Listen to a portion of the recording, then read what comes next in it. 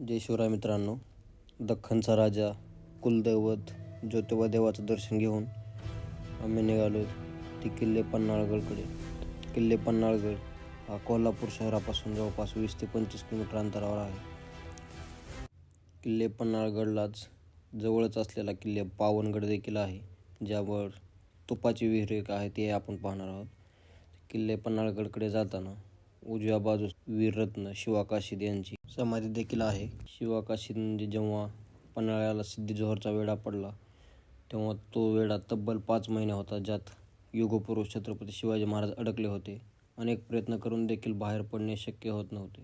मग महाराजांनी एक युक्ती आखली, ज्यात गडावरून 2 पालख्या तयार करण्यात आल्या. एका पालखीत होते छत्रपती शिवाजी महाराज आणि दुसऱ्या पालखीत स्वराज्यासाठी हौतात्म्य पत्करलेले वीररत्न शिवा काशीद.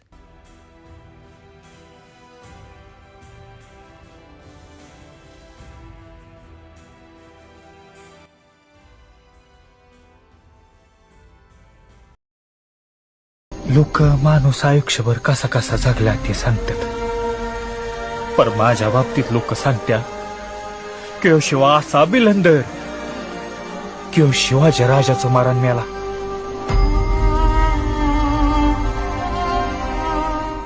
वीररत्न शिवा काशीद यांच्या स्मारकानंतर पुढे आहे बाजीप्रभू देशपांडे यांचं स्मारक, जे की असं वाटतंय बाजीप्रभू महाराजांसाठी आजही शत्रूंवर तुटून पडण्यासाठी सज्ज आहेत.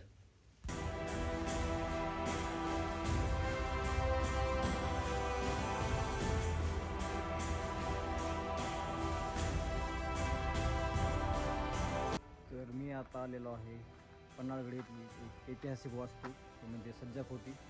इसवी सन पूर्व 13 जानेवारी 1680 मध्ये धर्मवीर छत्रपती संभाजी महाराज आणि शिवाजी महाराज यांच्यात एक शेवटची भेट ही याच सज्जाकोटी येथे झाली. सज्जाकोटी ही वारणा व्हॅलीच्या एका कडावरती वसलेली असून त्या काळी येथे महाराजाची खलबतं, योजना किंवा मोहिमा आखल्या जायच्या. सज्जाकोटी येथील 15 ते 20 पायऱ्या चढल्यानंतर हा आहे वारणा व्हॅली कडील कडा.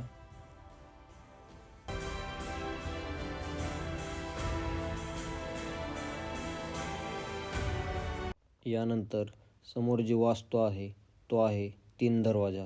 अतिशय भक्कम आणि सुंदर असा गुंतागुंतीच्या कोरीव कामाने बळकट असलेला लष्करी स्थापत्याचं एक उत्तम उदाहरण आहे. कोकण दरवाजाच्या आतमध्ये एक विहीरही पाहायला मिळते, ज्यात आजही एकदम स्वच्छ असं पाणी आहे. यानंतर किल्ले पन्हाळगडला संलग्न असलेला किल्ले पावनगड, ज्यावर काही ऐतिहासिक वास्तू आहेत, जसे की तुपाची विहीर, सूर्यचंद्र दरवाजा, दक्षिण दरवाजा, महादेव मंदिर, आयताकार असलेली विहीर, राजसदर आणि टेहाळणी बुरुज. समोर जे पाहायला मिळतंय ते आहे महादेवाचं मंदिर, नंदी महाराज आणि इथे 2 तोफा देखील पाहायला मिळत आहेत.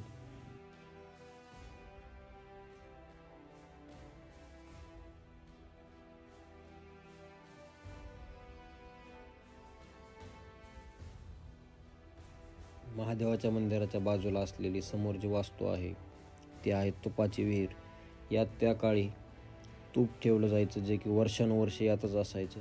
जितकं जुनं तूप तितकं जास्त औषधिक, जे की युद्धात झालेल्या योद्ध्यांच्या जखमेवरती लावून योद्ध्यांना बरं करण्यासाठी हे तूप अतिशय उत्तम असायचं. समोर जे पाहायला मिळत आहे ते आहे आयताकार विहीर, जो की किल्ले पावनगडवरील पाण्याचा एक उत्तम असा स्रोत आहे. येथे आहे गंगा तलाव.